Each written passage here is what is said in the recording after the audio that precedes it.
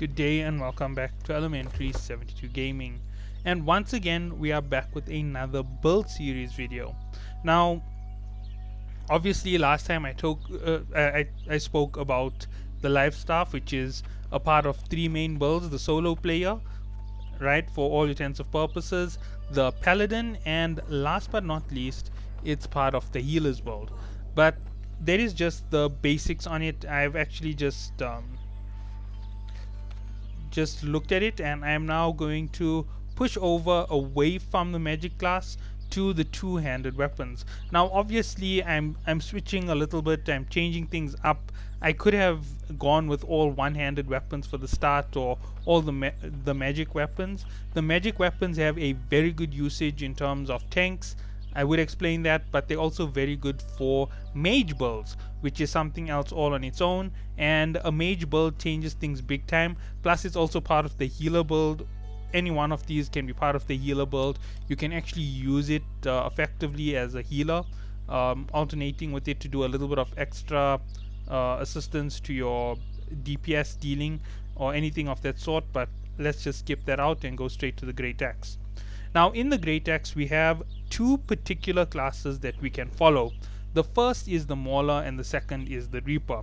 Now from the two, both are good for crowd control, because this is a crowd control type weapon, just like the Warhammer. Now unlike the Rapier and the Spear, this is not a high DPS output weapon. Also, the hatchet is a high DPS output weapon.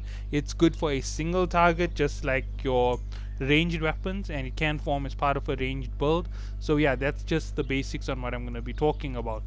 Sorry about this. If you find too many lagged attacks on this here, I will pause the video and I will return with the rest of the video at whichever point it goes. It's just that it's giving me some problems with my recording software. It keeps us putting on that I'm using suspicious software.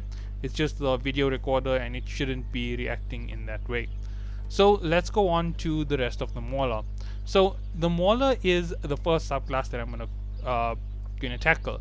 This is all about having a nice heavy based tank support. Now obviously, since this is a tank support, the whole idea behind this is to actually group everybody together in a single place, pull all aggro into one area, and to deal a ton of damage. The places where Mauler is very important is to assist in the reduction of damage and to assist with holding the aggro. So in other words, remember, as I said, you have that three-part formation. If you're using Mauler, you can use it in mid, and you can use it as a close range DPS by throwing gravity well, which is this attack, on any group of enemies or on the boss. You can force all enemies to form a single target, and then using crowd control type assaults, you can really put the damage on them very quickly. You will take some aggro for a few seconds, but that's the whole idea behind it. You pull the aggro into one spot, your tank pulls the aggro after you are done, and that is how you hold enemies in a single spot. Now let's get into this build by talking about Maelstrom. Maelstrom performs a fast spinning attack that pulls all targets closer to you and deals 110% weapon damage. Now at 110% weapon damage, you might think that it's not all that good, but this is just the base. This is what it starts off with. By pulling enemies together, you limit the range that you have to spread yourself out on assaults. This is good for enemies who have a habit of trying to run away, such as the ectoplasmic ghosts, which you find in all the expeditions, basically in most of your elite zones. Using this here, you can force them into a small area, gravity well them together after this, and you can put on a lot of DPS, especially if you have a high single range output DPS, such as a Rapier or a Spear. Spears don't have a large range assault. They generally only have that single one-line assaults. They don't have large range, unfortunately. Sword and Shield is a large range assault because of its wide arcing angle for a strike. It is a crowd based assault weapon, and it can actually help with pulling more aggro towards the tank. So remember, it adds that quick aggro to you. If you hit 3 enemies with 2 light attacks, you're pulling in that extra 36% aggro to yourself. That makes a big difference to the overall impact that you have as a tank. So this is why it's a good support to the tank. Tanks may actually deploy this to be able to do that as well. So let's go on to the next one. Extend Maelstrom's pull range by 50%. Now, by increasing the range in which you can pull enemies together, it really improves your overall aspect of actually fighting within the game. It makes things a lot simpler for you, and it makes things a little bit more comfortable in terms of how you're going to play. So yeah, that's the whole idea. With the range being extended, it means that you have to worry less about creatures getting away from you. The whole idea behind this is that you are playing as a DPS or as a support DPS, or if you are the tank, you're doing this here in the case that aggro has been pulled because the healer has deployed one of their healing assaults. Okay, moving on to the next one. Absorb consumes all projectiles while Maelstrom is active.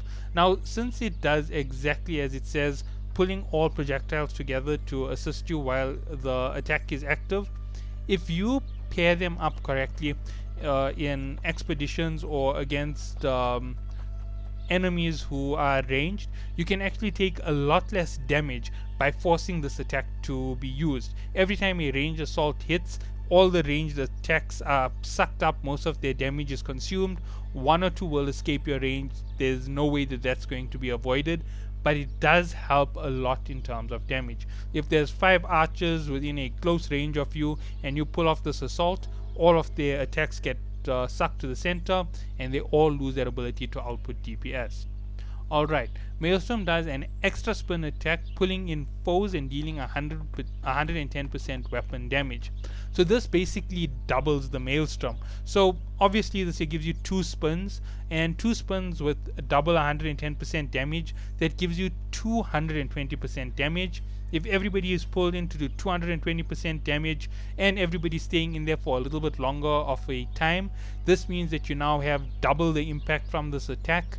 It's doubling its effectiveness, and overall it's going to allow you to do a lot more for your overall DPS. Now I'm going to touch Gravity Well last, so let's go to Whirlwind. Whirlwind is a spin and attack all nearby foes, dealing 50% weapon damage. If you hit a foe, spin again, max 4 spins. You can move while spinning. This attack can not backstab. This attack has grit. Grit prevents you from being staggered by incoming attacks. Now, Whirlwind is another one of these heavy assaults, and as you can see, you can just keep piling on this assault. So when you are playing with a tank as your formation hold and you play the Whirlwind, you can apply a lot of DPS in a short period of time. That's the whole idea. As you can see, you have a max of 4 spins. You deal 50% weapon damage. That means you can do 200% damage in a single Whirlwind off the base. So it beats this as the first attack. So 200% damage. It's going to be quite effective for DPS dealing. Next, Gusting Winds. Whirlwind's maximum number of rotations is increased to 7. Now by increasing it to 7, you now can do 350% DPS. Now 350% is quite a big amount, and that beats your primary in terms of Maelstrom. So now you can put on this massive damage, and it allows you to keep spinning for a lot longer. Alright, let's go down to the next one. Unending Wind. Whirlwind's movement speed is increased by 50%. By increasing your movement speed and making this move faster, that means that this attack can be placed on very quickly. It can be used to end creatures who have a fast movement speed or who will employ dodges against you. This allows you to do a lot more damage a lot faster. It allows you to avoid that uneasy motion at the end of most of your assaults. Okay. Sorry about that. I'll just be waiting for the game to unstuck me. It's basically going through that whole lag detect story which I talked about in the start. Okay. Should have memorized everything right off the back. So see you all in a few seconds as soon as this here unstucks.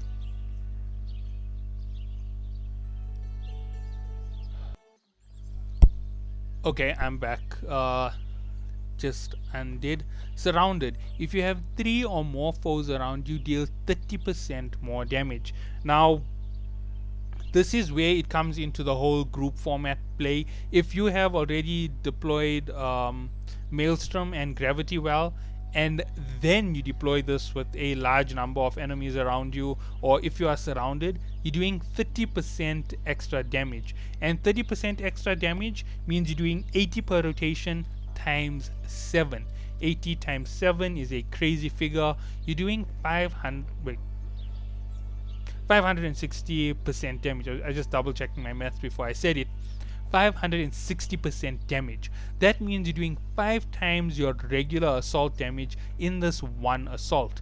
And that is if you allow yourself to be surrounded. If you have someone holding aggro like a tank, everybody is on him in the center, you Gravity Well, you Maelstrom to make sure everybody is even closer together, and then you Whirlwind on them.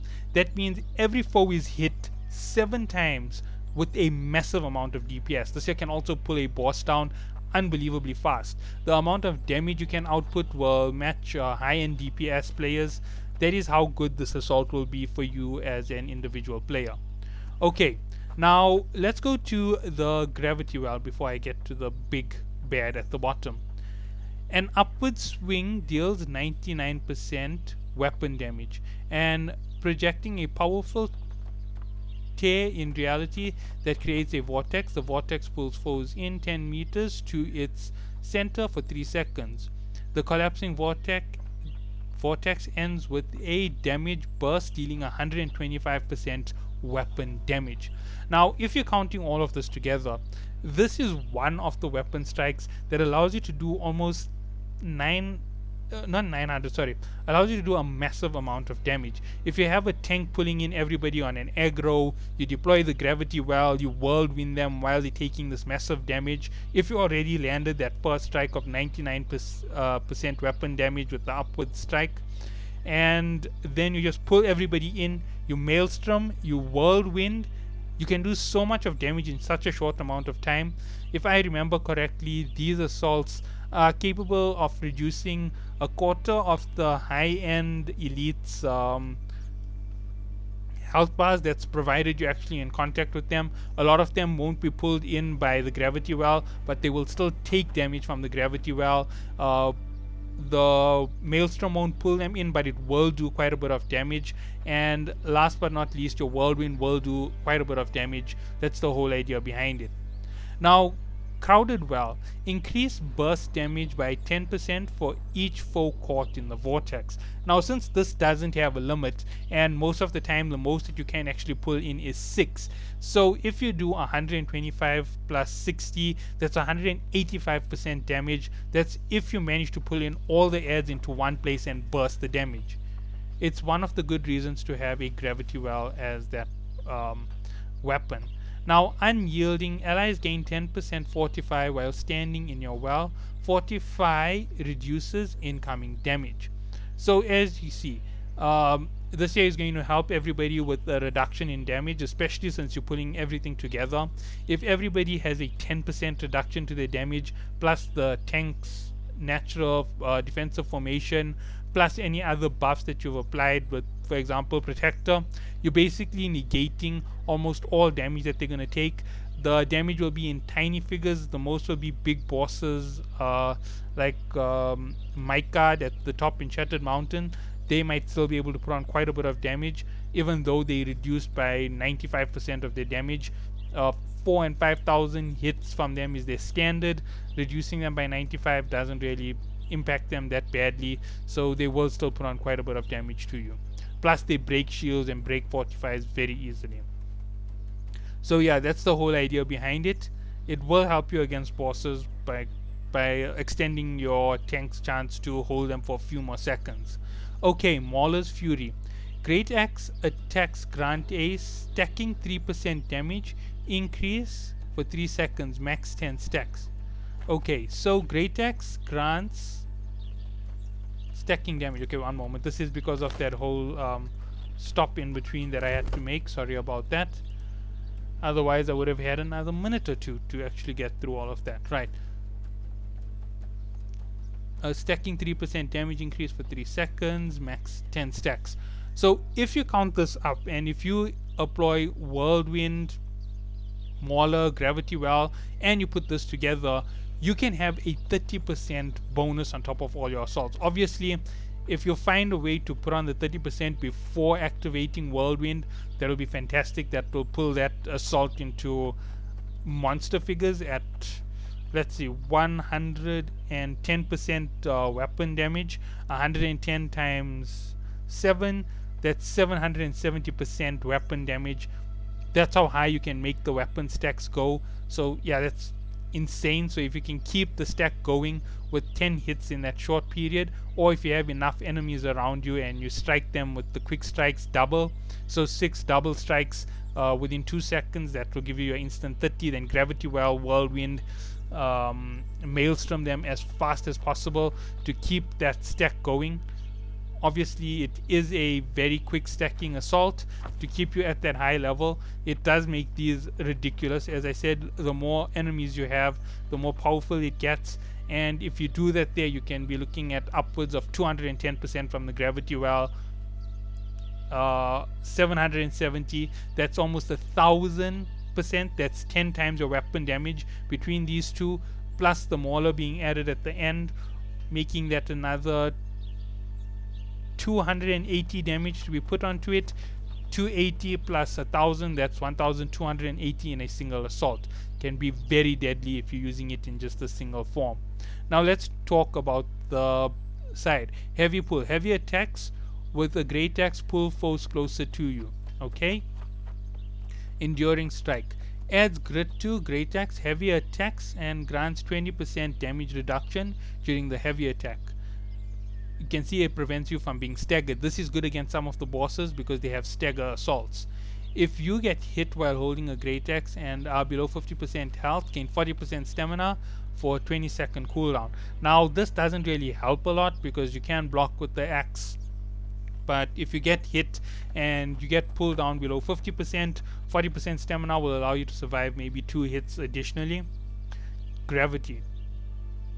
After you cause a pull, your foe is rooted for 0.25 seconds. This means that once you've pulled a foe, they can't really run away, and if you keep stacking it up correctly with your assaults, remember you have 3 pull assaults basically, so every time you deal a heavy, they get rooted for a few seconds. If everybody places assaults fast enough, this here will become a very effective deployment for you.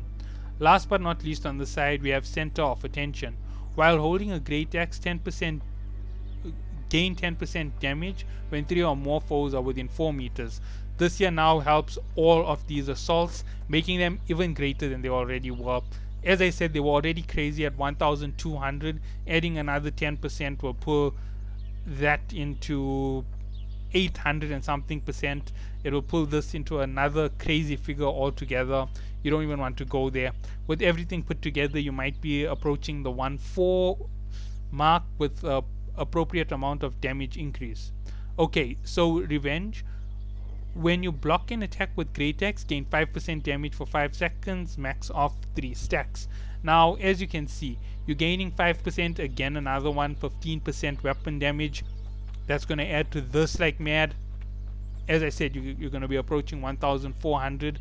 You might even be able to break the 1.5 with the last one added in. While holding a great axe, gain 10% damage absorption when 3 or more foes are within 4 meters. Now obviously, okay, that was my mistake. I thought it's gained 10% damage to assaults. It's absorption. So yeah, that will mean that you're 10% tougher on your overall build. This is why you can be a close range assault or close range DPS. Remember, these are crowd control type assaults, and I will get into Reaper in the next set now as I'm going through it. But here is something to note. The difference between Mauler and Reaper is the difference between a heavy frontal assault and a heavy crowd assault. This one here only gains that massive advantage when you are facing crowds. If you are not facing crowds, this isn't very effective. You're only going to be doing, like every other weapon, at around a total of 700 weapon damage with all the attacks put together. Doesn't really make it all that effective. Okay, so let's go Reaper. The first one you're going to get is Reap. Extend your axe 5 meters, pulling foes to you and dealing 110% weapon damage. Exactly like the other. Let's drop to the next. Reaper range is now 8 meters. Hunger, heal yourself for 30% of damage done by Reaper. It is effective for close range assault players. Fatal Attraction, after pulling, perform a spin attack dealing 115% weapon damage. You're basically adding one Maelstrom into this. Makes it quite a good hit at the end of it. Right, so there's it. It's a nice added bonus on the side. You can see that this is good for a single opponent. It doesn't have any stacking abilities as yet. So let's see what Charge does. Charge 10 meters and deal 120% weapon damage. When you reach a target, press left mouse click button to stop charging and attack early. This ability has grit, prevents you from being staggered. Frenzied Movement, charge now deals 120 to 140% weapon damage based on how far you travel. Unpredictable Strike, during charge you may press right button to execute a swing attack dealing 140 to 165% weapon damage based on how far you travel. So now not only do you get to swing once, but you get to swing twice.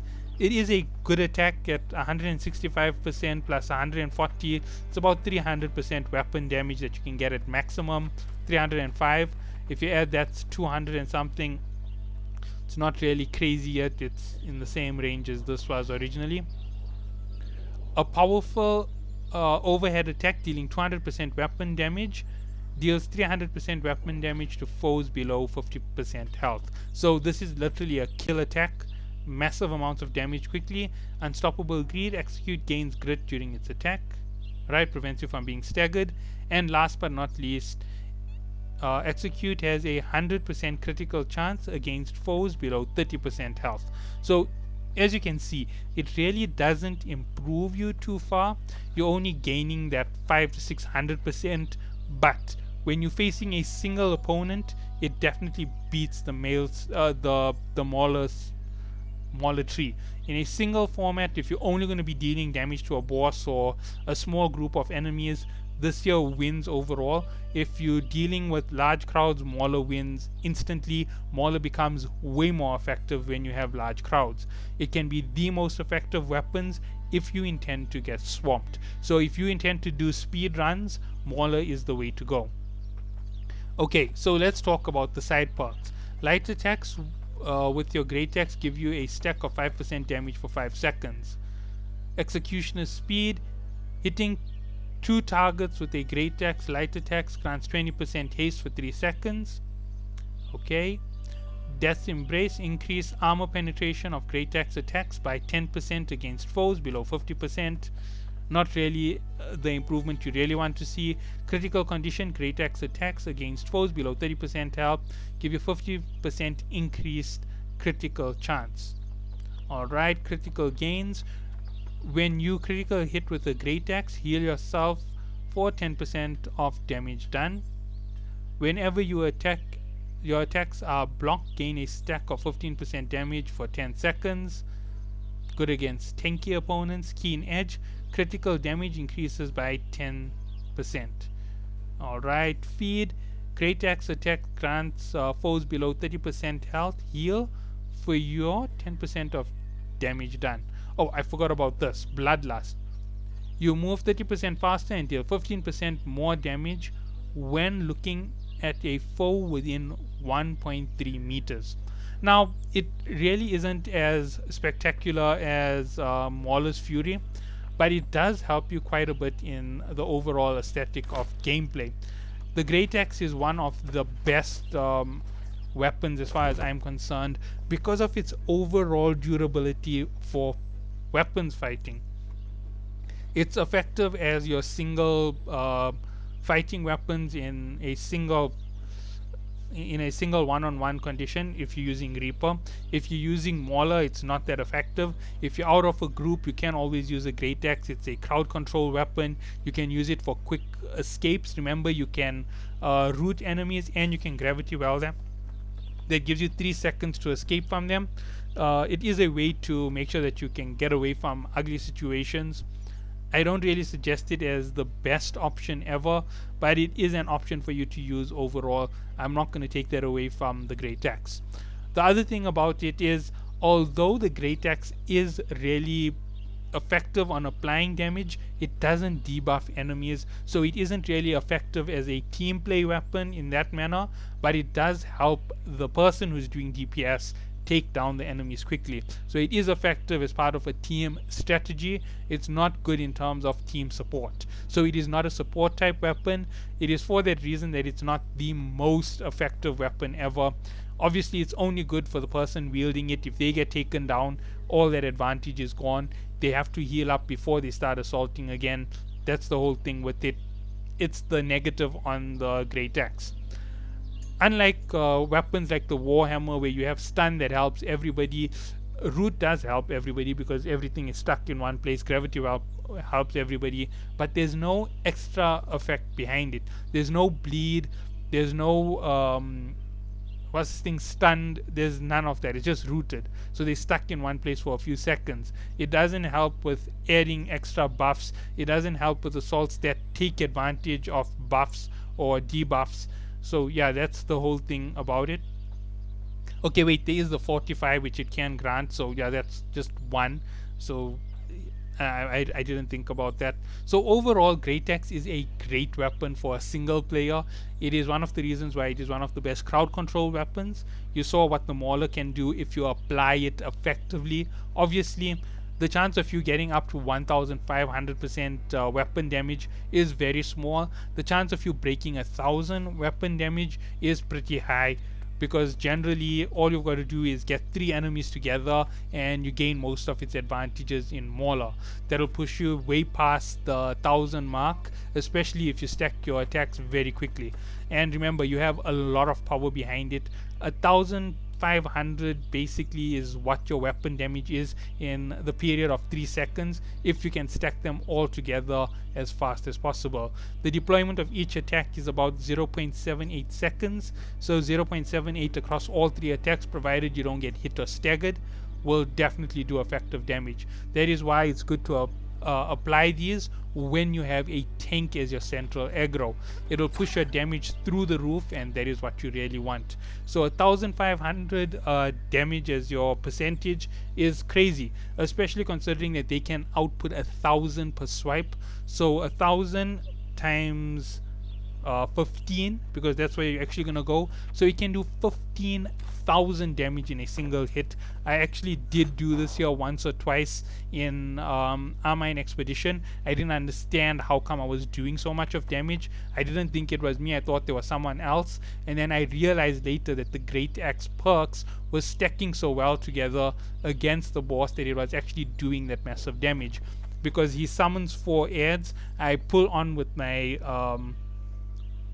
sword and shield with the taunt, then I swirl 1 or 2 quick assaults, I throw the gravity well, I deploy Maelstrom, I deploy Whirlwind, one after the other. I do that massive amount of damage, and before you know it, everything takes this huge hit, and you just see the boss's bar actually shrink instantaneously. Obviously it wasn't 15,000 at the time.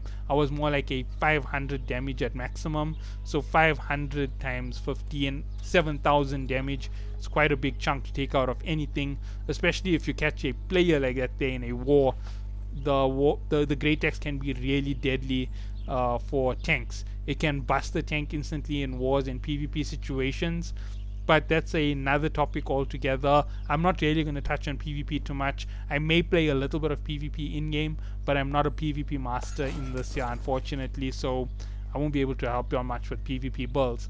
They are effective weapons if you have the right situation, and I'll get on to the next build with the next video. So see you all in the next one, and have a good day.